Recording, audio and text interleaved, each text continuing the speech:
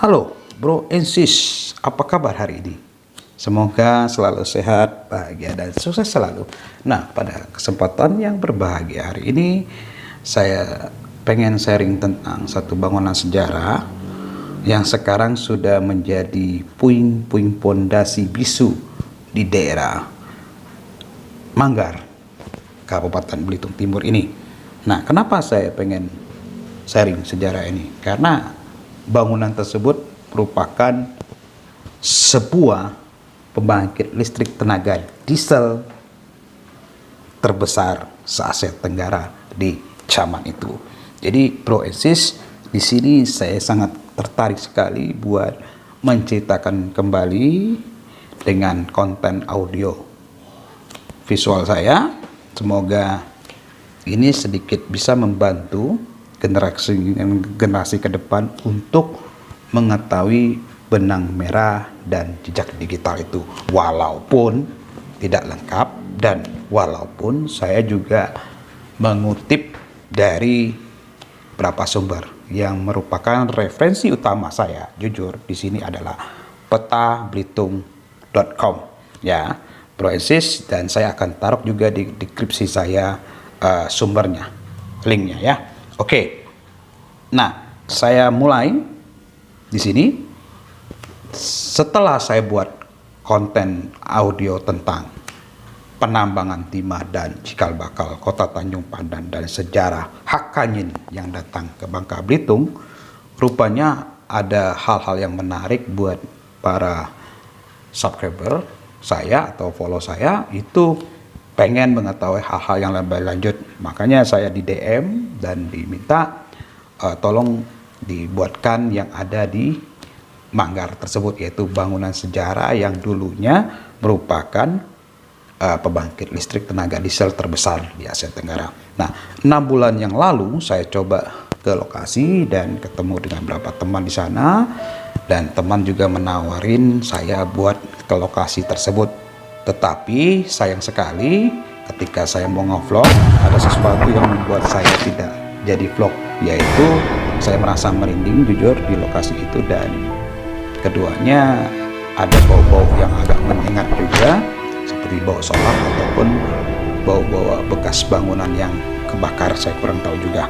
Tapi intinya cukup sedih saya melihatnya kondisi tersebut, dan lebih baik saya fokus saja ke bagian sejarahnya saja ya, Bro and Sis. Oke, EC adalah singkatan dari Electric Center atau pembangkit listrik tenaga diesel yang dibangun di kaki Bukit Samak, Desa Lalang, Manggar, Kabupaten Belitung Timur. Nah, referensi utama saya kembali lagi dari www.petabelitung.com ya. Nah, sedangkan referensi utama yang dari mereka adalah dari buku yang berjudul Gen Boek Beliton Jilid 2 ya. Mohon maaf kalau ejaan Belanda saya kurang fasih ya, tetapi di deskripsinya Bro and Sis boleh lihat tulisan dari mereka. Nah, dan EC mulai dibangun pada tahun 1909. Jadi perusahaan listrik tenaga diesel ini dibangun tahun 1909. Bayangin bro, sudah berapa tahun sekarang? Ya, hampir 1 abad, 100 tahunan ya, oleh NV Billiton Maskapai ya, atau disingkat BM. Nah, pada awalnya Electric Center atau EC ini hanyalah pembangkit listrik yang berfungsi untuk mendukung kegiatan penambangan timah di wilayah Belitung Timur. Nah, kembali lagi konten audio saya tentang sejarahnya penambangan timah dan cikal bakal Kota Tanjung Pandan. Di situ juga menceritakan tentang distrik-distrik yang besar di saat itu. Salah satu distrik yang ada di Manggar.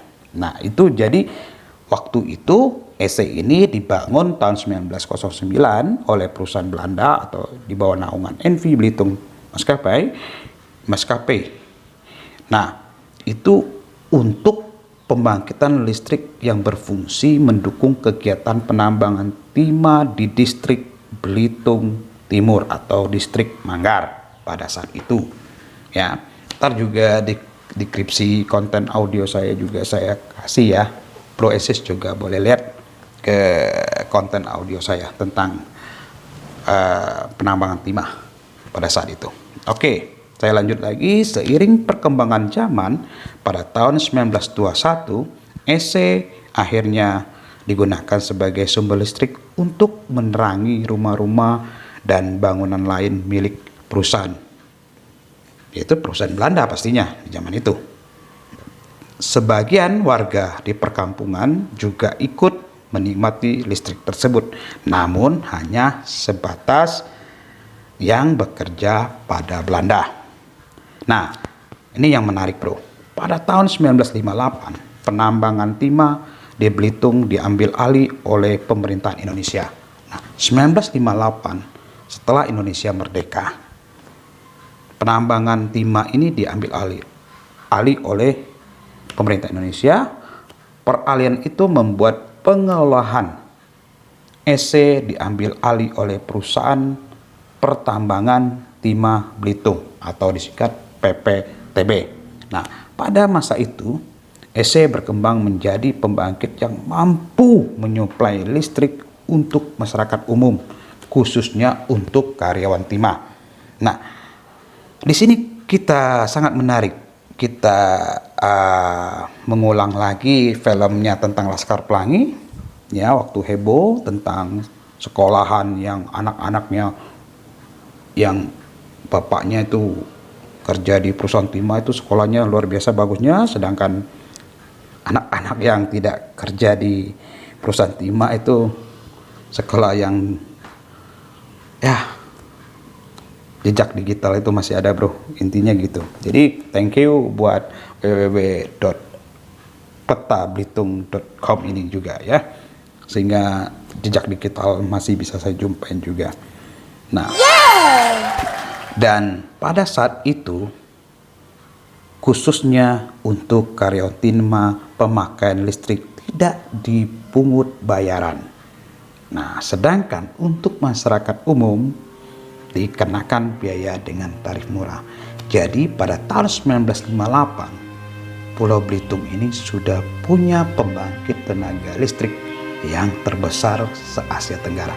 Di sini yang menarik Bro Esis. Di sini yang saya pengen memberi soal sejarah benang merah itu, jejak digital itu, walaupun secara audio, sehingga suatu hari buat generasi penerus kami, anak cucu kami, sedang-sedangnya bisa mengetahui sejarah di Belitung ini pernah menjadi suatu bangunan atau apalah bangunan yang bersejarah, yaitu pembangkit tenaga listrik diesel yang terbesar di Asia Tenggara. Nah, EC sempat disebut-sebut sebagai PLTD terbesar se Asia Tenggara pada tahun 1950-an.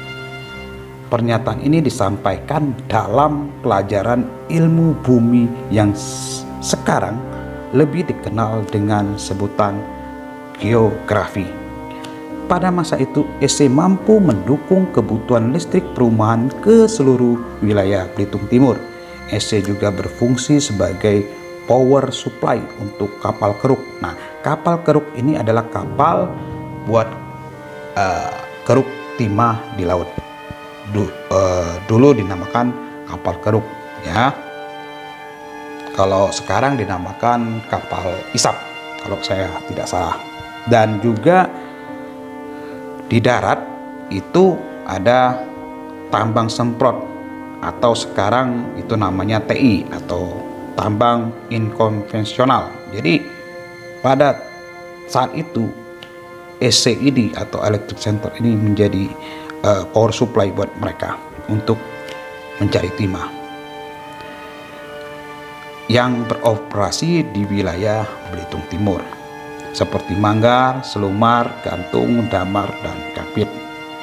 Namun eksistensi EC sebagai pembangkit listrik sangat tergantung pada kondisi perusahaan timah tersebut. Nah, ketika perusahaan menghadapi masa sulit pada periode 1990 sampai 1991, perlahan Electric Center mulai dinonaktifkan karena dianggap memiliki biaya operasional yang sangat besar. Setelah lama didiamkan dan dianggap tidak produktif, PT Timah akhirnya melelang bangunan dan berikut isinya tersebut